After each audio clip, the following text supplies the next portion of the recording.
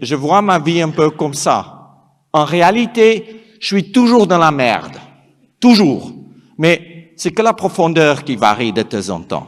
Des fois, ça monte jusqu'à là, et quand la merde monte jusqu'à là, voilà. Je me mets sur des orteils, les doigts de pied, et puis c'est pas très confortable, mais je respire quand même. Et ça, c'est la réalité de la vie. Si tu rêves trop petit, c'est trop petit, il faut rêver grand, il faut avoir peur de tes rêves, parce qu'une fois que tu as peur de tes rêves, et quand on rêve trop petit, on marche sur les plats. Et puis la vie, c'est pas seulement un chemin plat. La vie a beaucoup d'obstacles. La différence, c'est toi qui peux faire la différence. C'est là où la vie change tout de suite. Pour mon anniversaire de 50 ans, j'ai décidé de m'offrir quelque chose que personne ne pouvait m'offrir. Je voulais toucher un rhinocéros sauvage. J'étais en Namibie. Pendant 8 heures, je trace. Je suis pas quelqu'un qui est physiquement plus fort que quelqu'un d'autre. Je suis peut-être quelqu'un qui pense un peu différent que quelqu'un d'autre. Et je pense que tout ce qu'on fait à travers des expéditions, c'est à 100% dans la tête. Je suis pas un type qui est hyper motivé. Je suis pas un type qui pense tous les jours positif. Je suis plutôt quelqu'un qui voit la vie comme il est. Et puis quand on voit la vie comme il est, on la voit d'une manière plus réelle et réalistique. Moi, je crois pas, quand je suis à moi 50 en l'intérieur de la tente et je suis en train de geler mes couilles et puis je peux même pas bouger et puis tu peux même pas manger parce que la nourriture gèle en 2 minutes une fois que tu as cuit ta bouffe. Je suis pas motivé pour sortir de la tente, pour attaquer une journée qui va faire 20 heures de long à moins 70 degrés. Il faut être complètement con de penser que tu es motivé. Mon père, tous les matins à 6 heures, il se réveillait pour aller courir. Et tous les matins à 6 heures, depuis l'âge de 8 ans, j'étais debout pour aller courir avec lui. Et lui, il va pas courir moins vite. C'était à moi de courir plus vite que je pouvais rester avec lui. Et chaque jour, quand je pouvais plus rester avec lui, j'ai mis une trace sur le trottoir. Il n'y avait pas un jour qui a passé où j'ai pas battu ces traces. Et mon père, il dit, tu sais Mike, je m'entraîne parce que c'est toi qui m'inspires de me réveiller. Tous les matins, quand je traverse la pointe que tu as tirée, je sais que tu es derrière moi et je sais que tu veux battre ces traces. J'ai pas peur de mourir, mais j'ai envie de gagner. Et il y a une grande différence en fait dans la vie entre l'envie de gagner et la peur de perdre. Si tu as peur de perdre, il faut pas partir. Si je connais 5% des réponses à mes questions avant de partir, je parte. Des 95% que je connais pas, je veux trouver le long des chemins. Et si on veut 100% des réponses avant de partir, tu vas jamais partir, tu vas rester toute ta vie à la maison. C'est pour ça qu'il ne faut pas avoir peur de l'inconnu. Il ne faut pas avoir peur de vivre. Il ne faut pas avoir peur de faire des erreurs. Parce que c'est à travers des erreurs qu'on apprend. Même si les gens disent que je rêve, mais laisse-moi rêver de ma vie. Parce que ma vie, il est tip-top. Il est nickel. Il faut rendre, chacun de nous, c'est par obligation de rendre votre vie intéressante et heureuse. C'est le minimum des choses. On s'en fout des ronds, de l'argent et tout ça. Oui, il faut l'avoir. Mais d'être heureuse dans ce qu'on fait et qui on est tout le monde capable de le faire. Quand j'étais jeune, j'étais contre les animaux en captivité. Un soir, j'ai décidé de rentrer dans un zoo et de libérer tous les animaux. En coupant la portail des girafes, il y avait un petit girafe qui se mettait derrière moi en pensant que j'étais sa mère. Une fois que j'ai ouvert toutes les cages, j'ai quitté la zoo et la petite girafe me suivait. J'ai décidé d'amener ces petites girafes à la maison. Le lendemain matin, je me réveille avec la police qui tape à la porte. Il a bouffé toutes les fleurs. Il a bu l'eau de la piscine. Il a chopé un peu de la chiasse. C'était un désastre. Après, j'ai eu beaucoup de problèmes.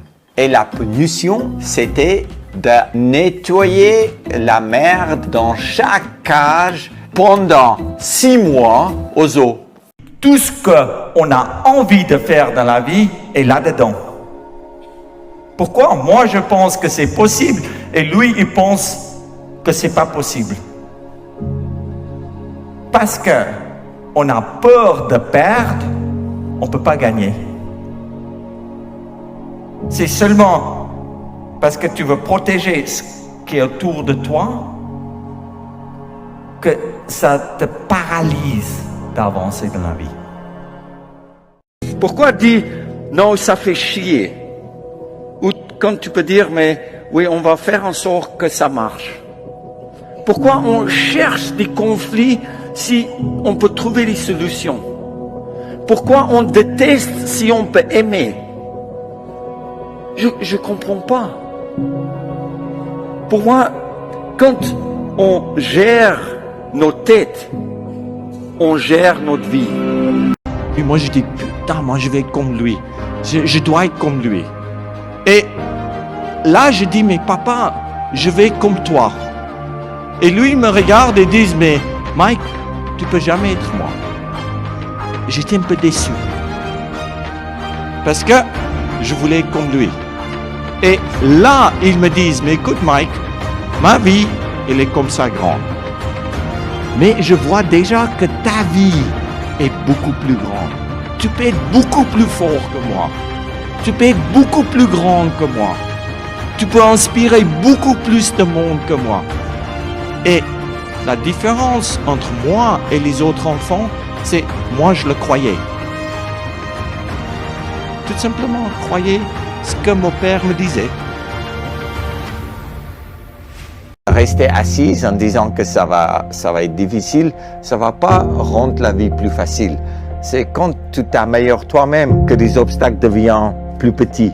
On peut changer la vie, mais parce qu'on a peur de perdre notre travail, on a peur de perdre notre copain, on a peur de pas mal de choses aujourd'hui, on n'ose pas. Et puis en fait, toi, tu es le seul conducteur de ta vie. Et puis, si tu mets de l'énergie va retourner. On est cons, les hommes. Pourquoi on veut montrer qu'on est fort? Moi, je suis plus fort que toi, j'ai plus d'argent que toi. Ouais. On n'a pas besoin de faire la compétition dans la vie.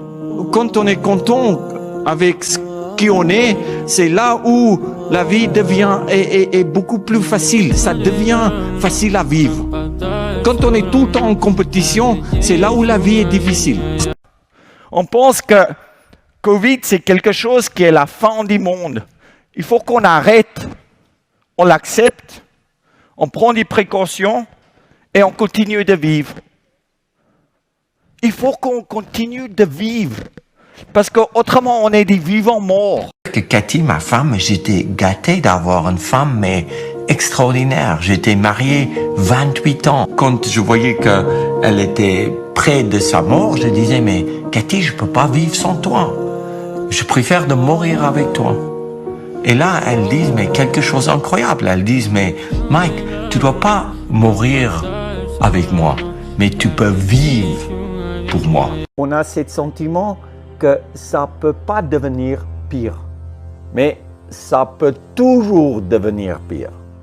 Et dans ces moments, c'est là où on doit garder la tête haute, on doit voir du positif et on ne doit jamais lâcher. C'est sûr qu'on va avoir des obstacles, mais des obstacles, ça nous rend beaucoup plus forts. S'il n'y a pas d'obstacles, il n'y a pas de vie. Dans la vie, si on fait seulement des choses qu'on aime et qu'on ne commence pas d'aimer des choses qu'on n'aime pas faire, on ne vit pas dans un équilibre. On ne peut pas seulement faire des choses qui sont bien. On ne peut pas seulement avoir du confort. On ne peut pas seulement avoir l'argent pour peu de travail. C'est seulement quand on peut travailler gratuitement et dur qu'on peut avoir de l'autre côté de la vie. Et là, la vie devient équilibrée. Quand on a beaucoup d'options dans la vie, quand on essaye quelque chose et ça marche pas, et puis après on dit, ouais, mais si ça marche pas, je vais essayer ça. Tu marches un peu comme ça, et tu essayes là, tu vois que ça marche pas, tu dis, ah oui, j'ai encore une option, tu essayes ça, et tu essayes toutes tes options, tu peux jamais arriver où tu vas arriver. Souvent, on a trop d'options dans la vie. Quand les hélicos, ils partent, tu as zéro d'options. Tu dois arriver. Et c'est justement là, quand tu n'as plus d'options, que tu commences à apprendre sur toi-même. Il faut prendre du temps pour toi-même et de moins donner du temps aux autres parce que les autres, ils font leur vie. Toi, tu fais ta vie et des moments quand tu prends du temps pour toi, c'est là où on avance un grand pas. Il faut savoir que les choses qu'on ne peut pas changer, il faut virer de notre vie. Souvent, dans la vie, on a trop d'options. Ça veut dire qu'on dit, mais si ça marche pas, on va essayer ça. Et si ça marche pas, on va essayer ça. Et si ça marche pas, ça veut dire qu'on bouge pas en avant, on bouge sur latéralement. Ouais. Parce qu'on essaye et puis on échoue et puis on recule et puis on essaye quelque chose. Il y a beaucoup de moments que tu dois enlever les options. Tu dois dire, mais j'ai une seule option. Et puis c'est ça ou rien. Et puis c'est là où tu t'accroches. C'est là où tu trouves des solutions. C'est là où tu peux traverser les murs. Et c'est pas en marchant en long des murs que tu vas trouver des solutions, parce que tu t'engages pas. Et du moment quand tu n'as plus d'options, tu as une seule option, l'engagement est à 100%. Ça veut dire que tu peux pas t'engager si tu as trop d'options.